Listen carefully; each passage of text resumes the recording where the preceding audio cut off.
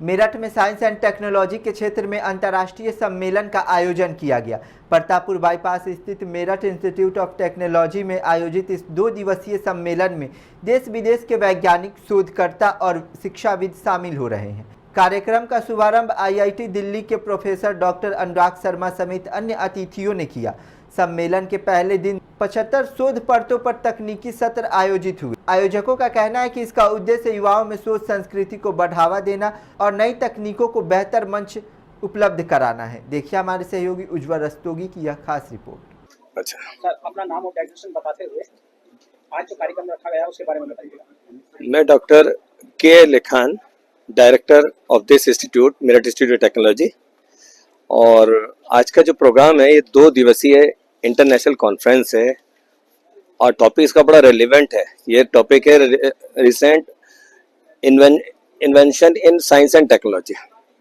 जैसे कि हमारे ऑनरेबल प्राइम मिनिस्टर साहब ने हम सबको एक रास्ता दिखाया है कि 2047 तक भारत को एक विकसित राष्ट्र बनना है, तो उस विकसित राष्ट्र को बनाने में हमारे स्टूडेंट का बहुत बड़ा रोल रहेगा और इसमें हमारे जैसे इंस्टीट्यूशन का भी बहुत बड़ा रोल है, जो बच्चों को साइंस और टेक्नोलॉजी में नए नए इनोवेशन के बारे में उनको प्रेरित कर सकें, उनको ऐसी फैसिलिटीज दें जिससे कि बच्चे जो थ्योरी में पढ़ते हैं उसको वो वैलिडेट करें प्रैक्टिकली।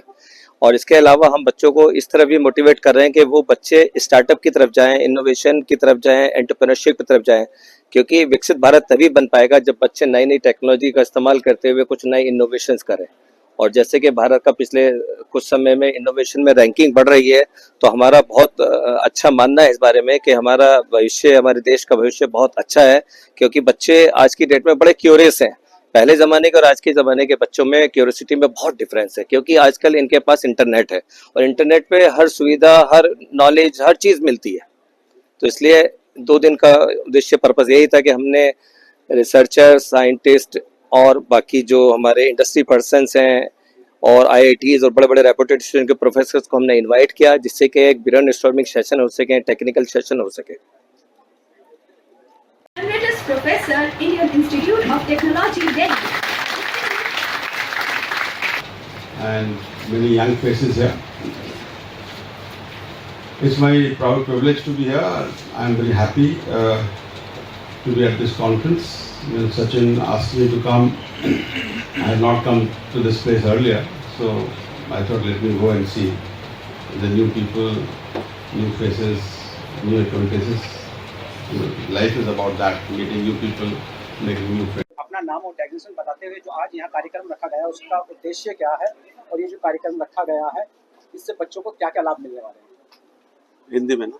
फाइन। हाँ, अच्छा, मैं अनुराग शर्मा, मैं आईआईटी दिल्ली से हूँ। मैं वहाँ पर एक डिस्टिंग्विश्ड प्रोफेसर हूँ। आज का ये कार्यक्रम रिसर्च और टीचिंग के बारे में है। कॉन्फ्रेंस जो है पूरी रिसर्च इन साइंस के और साइंस के बियॉन्ड के सारे एरियाज़ में है और इससे एक पार्टिसिपेंट्स को एक दूसरे के रिसर्च के बारे में और अपनी रिसर्च को बताने के बारे में जो उनको एक प्लेटफॉर्म दिया जा रहा है वो मिलता है। एंड इट्स मेरी बहुत ही अच्छी जो एफर्ट है यहाँ के एडमिनिस्ट्रेशन की कि इस तरह की एक बड़ी कॉन्फ्रेंस कर रहे हैं। जैसा कि बताया गया कि इसमें पार्टिसिपेशन बहुत अच्छा है। देश से दूर दूर से लोग इसमें पार्टिसिपेट कर रहे हैं, कुछ फिजिकली आए हैं, कुछ ऑनलाइन हैं और I am sure this will be बहुत अच्छी चीज़ रहेगी इन सब पार्टिसिपेंट्स के लिए। सर, अगर रिसर्च की बात करें और साइंस की बात करें तो आजकल बच्चों को जो है एआई ज़्यादा अपनी तरफ आकर्षित कर रहा है। तो एआई में अगर हम बात करें पश्चिमी उत्तर प्रदेश या आसपास की, तो वो उस तरह के प्रोफेसर नहीं मिल पा रहे हैं बच्चों को जो मिलने चाहिए। तो प्रोफेसर को भी जो इसकी क्लास कहाँ से लेनी चाहिए और कैसे इसको ऊपर बढ़ाया जा सकता है? देखिए, आज का ज़माना जिसे हम लोग कहते हैं ना कि एजुकेशन जो है बहुत डेमोक्रेटाइजेशन हो गया है उसका, क्योंकि नेट पे बहुत कोर्सेज मिलते हैं तरह तरह के।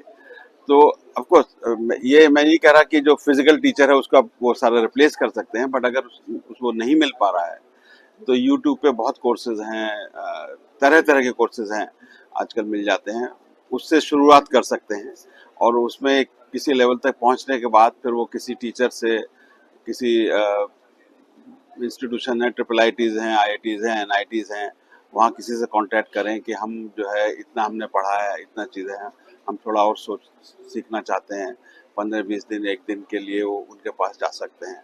तो उस तरह की चीज़ें भी अवेलेबल हैं, उस तरह से कर सकते हैं। बच्चों के लिए आपका अपनी तरफ से क्या मोटिवेशन होगा, जो बच्चों के लिए कोई आप अपना संदेश देना चाहें? नहीं, बच्चों के लिए संदेश मैं अभी जैसे बता रहा था अपने इनॉग्रल में कि रिसर्च एक बहुत इम्पोर्टेंट चीज़ है। रिसर्च से क्या होता है कि आप सोचते हैं, अपनी तरफ से सोचने का आपका एक जैसे कहते हैं ना मादा बनता है, आपका आदत बनती है, और वो बहुत ज़रूरी है किसी भी साइंस की प्रोग्रेस के लिए, इनफैक्ट किसी भी सब्जेक्ट के प्रोग्रेस के लिए, कि आप सोच सकें, उसको एनालाइज कर सकें कि ये कितना सही है, लॉजिकल कितना है। आप मतलब मैं उनमें से हूँ, मैंने कभी भी किसी एक आदमी की कही ये बात को कभी नहीं माना, तो उसको इंक्वायरी उसको मानना जरूरी है। मैं अपने जो हमारे गुरुजी हैं उनकी भी बात नहीं मानता हूँ जब तक मैं उसको पूरा एनालाइज नहीं कर लेता हूँ। तो ये आपको बेसिकली ये करना है कि चीज़ों को समझना है, ये नहीं कि कहीं कुछ लिखा है और कहीं किसी ने कह दिया तो वही सच है। उसको आप लॉजिकली सोचिए, ज़्यादातर चीज़ें आप लॉजिकली अगर सोचेंगे तो समझ में आ जाएगा कि क्या सही है और क्या गलत है। सर साइंस में अगर जो बात करें, अभी कई सारे ऐसे सब्जेक्ट आए हैं, जैसे पहले चलता था CS के साथ भी अब जो है उसके साथ 6-6, 7-7 सब्जेक्ट हो चुके हैं, जैसे डाटा साइंस हुआ, AI हुआ, IML हुआ। नहीं, ये सब देखिए ऐसा नहीं, अभी आए नहीं है, ये पहले भी थे, पहले ये सब इकट्ठे पढ़ाए जाते थे एक ही कोर्स में। अब उनको अलग अलग कर दिया है, बिकॉज चीजें बढ़ती चली जा रही है ना। भाई पहले अब सिर्फ फिलोसफी होती थी, फिर उसमें से फिजिक्स निकली, फिर उसमें से केमिस्ट्री निकली, मैथमेटिक्स, ये सब एक एक करके तो चीजें जब बढ़ती हैं तो उनका थोड़ा स्पेशलाइजेशन होता है। बिकॉज एक गिवन टाइम में, जैसे 4 साल का कोर्स है मान लीजिए आपका बीटेक का, उसमें पहले जितना पढ़ लेते थे आज से 25 साल पहले कंप्यूटर साइंस के बारे में, अब उससे कहीं ज्यादा दुगनी 10 गुनी चीजें बढ़ गई हैं। तो अलग अलग कोर्स है, अलग अलग स्पेशलाइजेशन है, कोई डेटा साइंस कर रहा है, कोई AI कर रहा है, कोई साइबर सिक्योरिटी कर रहा है, कोई और डायरेक्शन में कर रहा है। पहले सिर्फ CS और IT होते थे, IT भी जो है CS से ही निकला था, just for the application point of view. तो इस तरह से अब बढ़ रहे हैं। अब आखिरी सवाल होगा मेरा, जो है वो राजनीति पे भी है, स्टूडेंट राजनीति पे भी है। जो आजकल दिल्ली में जो धरना प्रदर्शन चल रहा है, वो क्या सही माना जा सकता है, या आप उसमें कुछ गलत समझेंगे? नहीं, देखिए सही गलत तो जो है, देखिए जनता जनार्दन होती है, जनता जो सोचती है वो अल्टीमेटली सही ही होता है, किसी ना कहीं ना कहीं जाके, और उसको जितना जल्दी हम समझ लें उतना अच्छा है। Thank you. From across the country and also from outside. So it's really heartening to see that. So congratulations to all the organizers, the entire team, for putting up this impressive show of the conference, which I'm sure the next 2 days, today and tomorrow, will be very fruitful. I am thrilled to share that we have received a phenomenal response, capturing a vast array of research papers from across the length and breadth of India. Geographical divides to enrich our academic community. I wish each of you a highly productive, inspiring and intellectual belief in this international conference.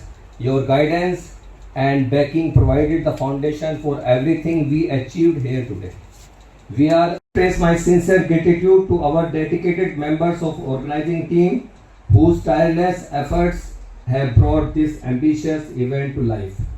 To our international participants,